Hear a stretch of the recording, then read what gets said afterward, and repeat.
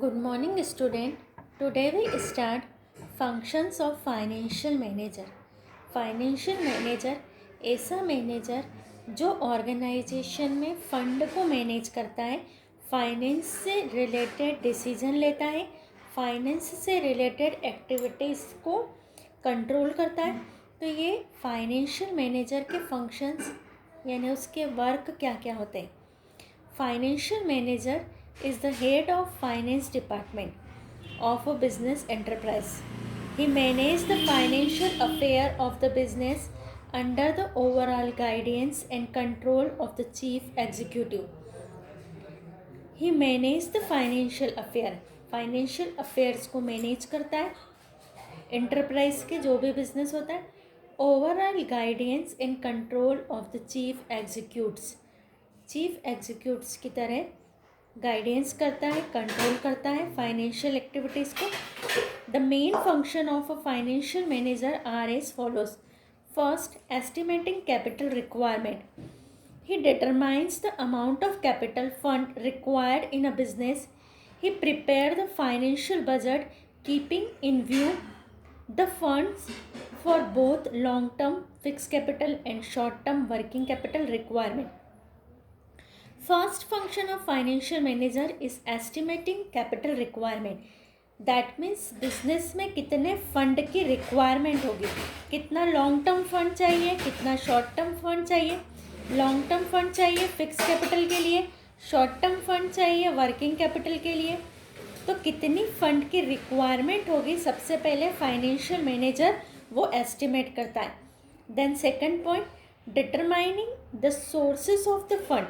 First तो हमने requirement देख ली कि हमको कितना अमाउंट की रिक्वायरमेंट है। Then financial manager source determine करता है कि वो कौन से सोर्स से फंड को अटेन करेगा, लेकर के आएगा। The financial manager determines the various sources from where the funds are to be procured. कहाँ से फंड प्रोक्यूर्ड होगा, उपलब्ध होगा। Various sources are shares, debenture, loan and financial institutions, public deposit et cetera. आपको पता है कि एक कंपनी कहाँ कहाँ से फंड इकट्ठा कर सकती है, शेयर इशू करके, डिबेंचर इशू करके, लोन ले सकती है फाइनेंशियल इंस्टीट्यूशन से, बैंक से लोन ले सकती है, पब्लिक डिपॉजिट ले सकती है। तो ये सारे सोर्सेज होते हैं। तो ये जो सोर्सेज होते हैं उसमें से डिसीजन लेते हैं फाइनेंशियल मैनेजर कि हम कहाँ से फंड को प्रोक्यूर करवाएंगे। He has also to decide the type of security to be issued and the relative proportion between them. कितने के शेयर होंगे, कितने के डिबेंचर होंगे, कितना बैंक से लोन लोगे, कितना पब्लिक डिपॉजिट होगा। तो हम वेरियस डिसीजन लेते हैं कि हमको फंड कहाँ कहाँ से अवेलेबल होगा। फर्स्ट पॉइंट हो गया, फंड की रिक्वायरमेंट एस्टिमेट करते हैं, सोर्सेस ऑफ फंड डिटरमाइन करते हैं। Third, raising of funds. The next function is to be collect the required fund. जो फंड है ये रिक्वायर्ड फंड, उसको कलेक्ट करना। It involve negotiation with the financial institutions, issuing prospectus, deciding the terms and condition of securities, appointment of brokers and bankers etc. हमने fund decide कर लिया कि हम शेयर से इतना इशू करवाएंगे, डिवेंचर से इतना लाएंगे, बैंक से लोन इतना लेंगे। अब उसके बाद हम उसकी प्रोसेस करते हैं। जैसे शेयर इशू करना है तो प्रॉस्पेक्टस इशू करना है, निगोशिएशन करते हैं फाइनेंशियल इंस्टीट्यूशन से रेट वगैरह के लिए, टर्म्स और कंडीशन डिसाइड करते हैं। तो ये हो गया हमारा rising of fund, fund raise करवाते। Fourth, utilisation of fund. अब पैसा हमारे पास आ गया है, फाइनेंशियल मैनेजर ने पहला काम किया, एस्टिमेट द कैपिटल रिक्वायर। सबसे पहले उसने एस्टिमेशन किया कि कितना पैसा लगेगा, फिर उसने सोर्सेज डिसाइड करे, फिर उन सोर्सेज से फंड को राइजिंग किया। देन जो फंड उसके पास आया है उसका यूटिलाइजेशन यानी उसका ऑप्टिमम यूटिलाइजेशन करेगा जिससे मैक्सिमम प्रोडक्शन हो, तभी हमारा फंड लिया हुआ काम का है। अदरवाइज़ हमने फंड तो राइज कर लिया बट अगर हमने उसका ऑप्टिमम यूटिलाइजेशन नहीं किया तो हमको अननेसेसरी लोन पर इंटरेस्ट लग जाएगा, डिबेंचर को इंटरेस्ट देना पड़ेगा और हम उस पैसे का यूज़ भी नहीं कर पाएंगे। To utilize the available funds in proper way is of prime importance. ये प्राइम इम्पोर्टेंस वर्क है कि जो फंड हमारे पास आया है उसका हम यूटिलाइजेशन करें। Hence it required careful assessment of alternatives project. तो ये ज़रूरी होता है कि अल्टरनेटिव प्रोजेक्ट का केयरफुली असेसमेंट करें to ensure the profitability, liquidity and safety of the business, जिससे कि हमारे बिजनेस की प्रॉफिटेबिलिटी, लिक्विडिटी और सेफ्टी इंश्योर हो सके। Fifth, disposal of surplus. The financial manager decides the distribution of surplus, यानी जो भी हमारे प्रॉफिट से जो भी हमारा पैसा बच रहा है उस सरप्लस को हम कैसे डिस्पोजल करेंगे। He must ensure a fair return to investor on one hand, the enough fund to the meet the future needs. अब जितना प्रॉफिट हमने कमाया है उसमें से कुछ तो हमको फ्यूचर नीड्स के लिए रखना पड़ता है और हमको ये भी इंश्योर करना पड़ता है कि इन्वेस्टर्स को प्रॉपर रिटर्न मिला। It also involve deciding regarding dividend policies, plogging back of profit and creation of reserve. Decision लेना पड़ता है कि जो प्रॉफिट कमाया है उसमें से कितना डिविडेंड के जैसा बांट देंगे, कितना वापस से प्लॉगिंग बैक ऑफ प्रॉफिट यानी फिर से अपने बिजनेस में लगा देंगे और कितने के रिजर्व क्रिएट करके रख लेंगे। 6, मैनेजमेंट ऑफ कैश। जो रूटीन वर्क के लिए कैश चाहिए उसका भी मैनेजमेंट करना पड़ता है। He must ensure that sufficient cash is available at all time to pay wages and salary, to purchase raw material, to pay creditor. That means जो डे टू डे एक्सपेंसेस है, wages देना, salary देना, raw material purchase करना, creditor को pay करना। Meet day to day expenses, cash flow statement are use to forecast future inflows and outflow of cash. यानी हमारे पास में फ्यूचर में कितनी कैश आएगी, कितनी जाएगी, प्लस हमको कैश फ्लो बनाना पड़ता है। जो फाइनेंशियल मैनेजर होता है वो कैश फ्लो बनाता है जिससे उसको पता चलता है कि फ्यूचर में कहाँ से कितनी कैश आने वाली है, कहाँ पर कितनी कैश जाने वाली है, तो हम कंट्रोल करते हैं। Then 7 point financial control. The financial manager must exercise proper control to ensure the various financial decision and activities of a business yield maximum advantages to enterprises। एक इंटरप्राइजेस को मैक्सिमम यील्ड हो सके, earning हो सके, तो उसको financial decision और activities को वैसे इंश्योर कराना पड़ता है, प्रॉपर कंट्रोल करना पड़ता है। He should check the misuse of funds, उसको फंड के मिसयूज़ को भी चेक करना पड़ता है। Ratio analysis, budgetary control, profit planning techniques can be issued for this purpose. और इस पर्पस के लिए प्रॉफिट प्लानिंग टेक्निक्स भी यूज़ करना पड़ती है कि हम सही यूज़ करें अपने फंड का। तो वेरी IMP क्वेश्चन है functions of financial manager. Any 5 point से आपको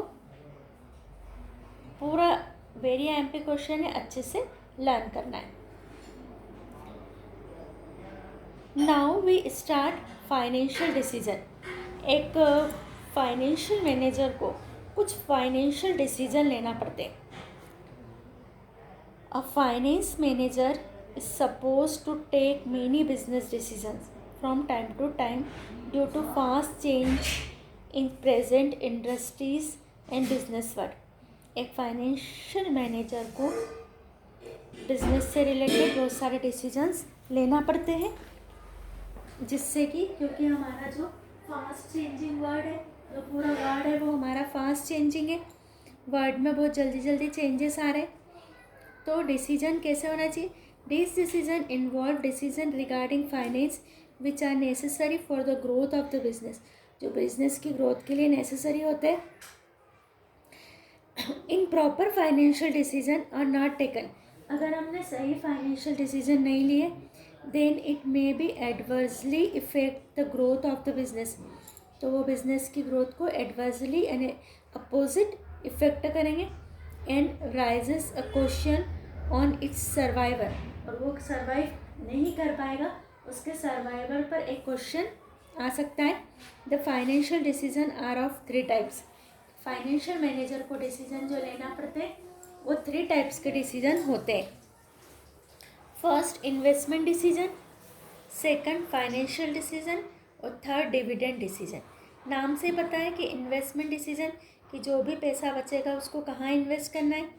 फाइनेंशियल डिसीजन कि कितना हमको फंड इकट्ठा करना है, कहाँ से आएगा, कैसे उसको रिटर्न करना है। डिविडेंड डिसीजन यानी शेयर होल्डर को कितना डिविडेंड हमको देना है। तो ये आपको एक ट्री से समझाया। फाइनेंशियल डिसीजन 3 टाइप्स के होते हैं। First financial decision, investment decision, dividend decision. First we start types of investment decision.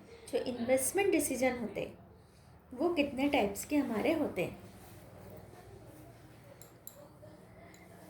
The decisions which are taken by finance manager after evaluating various options available for investing the scarce resources of the organization are called as investment decision. एक manager को जो भी पैसा बच रहा है organisation में उसको कैसे कहाँ पर इन्वेस्टमेंट करना है, क्योंकि स्कार्स रिसोर्सेज है, रिसोर्सेज हमेशा कम होते हैं, तो कैसे इन्वेस्ट करना है। As resources can be put to many uses, thus the manager need to be vigilant to many options available. उसको पूरा सजग रहना पड़ता है। The investment is required to be done in fix and current assets both. जो investment है वो हम फिक्स असेट्स में भी कर सकते हैं, करंट असेट्स में भी इन्वेस्टमेंट कर सकते हैं। Hence the investment decision are of 2 types. 2 types के इन्वेस्टमेंट डिसीजन होते हैं। फर्स्ट कैपिटल बजटिंग डिसीजन और long time investment decision. An investment in fix assets is called capital budgeting decision and is a long term decision. जो investment हम fix assets में करते हैं वो हमारे कैपिटल बजटिंग डिसीजन कहलाते हैं या लॉन्ग टर्म डिसीजन कहलाते हैं।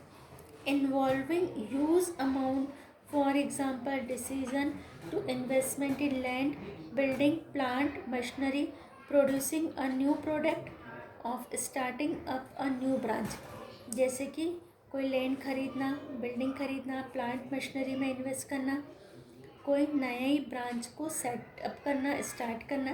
तो ये जो सारे एग्जाम्पल्स है ये हमारे हैं लॉन्ग टर्म इन्वेस्टमेंट डिसीजन। अगर हम इस तरीके से कोई इन्वेस्टमेंट कर रहे हैं तो वो हमारा लॉन्ग टर्म इन्वेस्टमेंट होगा। These decision effect the earning capacity of the firm. और ये डिसीजन फर्म की अर्निंग कैपेसिटी को इफेक्ट करते हैं। At the same time they are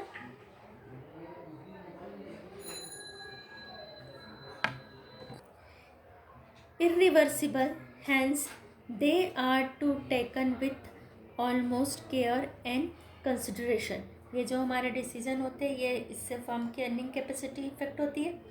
eight the same times ये जो डिसीजंस होते हैं ये हमारे जो कैपेसिटी है उसको अपोजिट भी इफ़ेक्ट कर सकते हैं अगर हमने गलत डिसीजन ले ली। हैंस यानी इसको लेने से पहले हमको ऑलमोस्ट केयरफुली और कंसिडरेशन करने के बाद ही डिसीजन लेना चाहिए। वर्किंग कैपिटल डिसीजन और short term investment decision and investment in current assets like cash, inventories, debtors etcetera. यानी कैश में हमारा इन्वेस्टमेंट, इन्वेंट्रीज स्टॉक में, डेप्टर्स में is called as working capital decision and is a short-term decision involving the lesser amount of compared to capital budgeting decision। और ये हमारा capital budgeting decision के comparison में इसमें कम अमाउंट होती है। कैपिटल वाले में हम बड़ी अमाउंट का डिसीजन लेते हैं, वर्किंग कैपिटल में हम कैपिटल के कंपैरिजन में छोटी अमाउंट का डिसीजन लेते हैं। These decision are concern with day to day working of the firm. ये जो डिसीजन होते हैं ये फर्म के डे टू डे वर्किंग से रिलेटेड होते हैं and effect the liquidity as well as profitability of the business. और ये हमारे बिजनेस की प्रॉफिटेबिलिटी और लिक्विडिटी को भी इफ़ेक्ट करते हैं। तो फाइनेंशियल डिसीजन में फर्स्ट है हमारा investment decision. Investment decision 2 types के होते हैं, कैपिटल बजटिंग डिसीजन और long term investment decision, working capital decision और short term investment decision. Now we study factors affecting investment decision. Investment decision को कौन से फैक्टर इफेक्ट करते हैं? The various factors that effect the investment decision are, first, cash flow of the project. जो हमारा project है उसका cash flow कितना रहेगा, कितनी कैश आएगी और कितनी कैश जाएगी। When used funds are invested by a firm in way of project, the firm expect a reasonable amount of cash flow to fulfill day-to-day necessities. Hence, a firm should choose that option which ensures sufficient cash flow.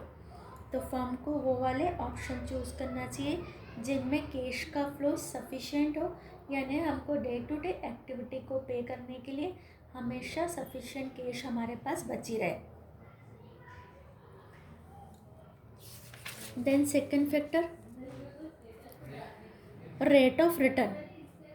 The investment project which generates maximum return will be chosen by a firm. जब हम कोई investment का project को decision ले रहे हैं तो हमको मैक्सिमम रिटर्न का प्रोजेक्ट देखना चाहिए। For example, if from option A return 15% and from option B return 20, then here option B will be chosen. हमको बी को चूज़ करना चाहिए। रिस्क इन्वॉल्व, हमको ये भी देखना चाहिए कि जो हम इन्वेस्टमेंट कर रहे हैं उसमें किस में रिस्क हाई है, किस में रिस्क लो है। Risk associated with different points to vary before arriving at the final decision. The risk involving in all options must be carefully analyzed. Fourth, investment criteria. There are many factors that needs to be analyzed before taking any decision regarding investment. For example, the amount of investment, rate of return, risk, cash flow, interest rate etcetera. तो हमको investment का criteria भी देखना चाहिए कि कितनी amount हमको invest करनी है, रेट ऑफ रिटर्न क्या है, रिस्क क्या है, कैश फ्लो की पोजीशन क्या रहेगी, इंटरेस्ट की रेट क्या है। तो सारे क्राइटेरिया हमको फिक्स करके इन्वेस्टमेंट डिसीजन लेना चाहिए। तो in today video we study about functions of manager and financial decision का फर्स्ट डिसीजन हमने कंप्लीट किया है, इन्वेस्टमेंट डिसीजन। टेस्ट स्टार्ट हो रहे हैं आपके 2 नवंबर से। तो इसमें जो चैप्टर हमने कवर किए 2 चैप्टर से आप लोगों के 4th chapter planning and 6th chapter staffing. तो आपको प्लानिंग और स्टाफिंग को कवर करना है। प्लानिंग वाला चैप्टर वेरी इंपॉर्टेंट चैप्टर है। आपको इस चैप्टर के क्वेश्चंस जितने मैंने आपको पहले वीडियो में बताए हैं वो आपको पूरे एज पर अकॉर्डिंग टू टेस्ट रिक्वायरमेंट आपको लर्न करना है। छोटा चैप्टर है, इजीली आपको लर्न हो जाएगा। अगर किसी स्टूडेंट को कोई प्रॉब्लम हो प्लानिंग में तो वो पर्सनल व्हाट्सएप पर कांटेक्ट करके अपनी प्रॉब्लम को सॉल्व कर सकते हैं।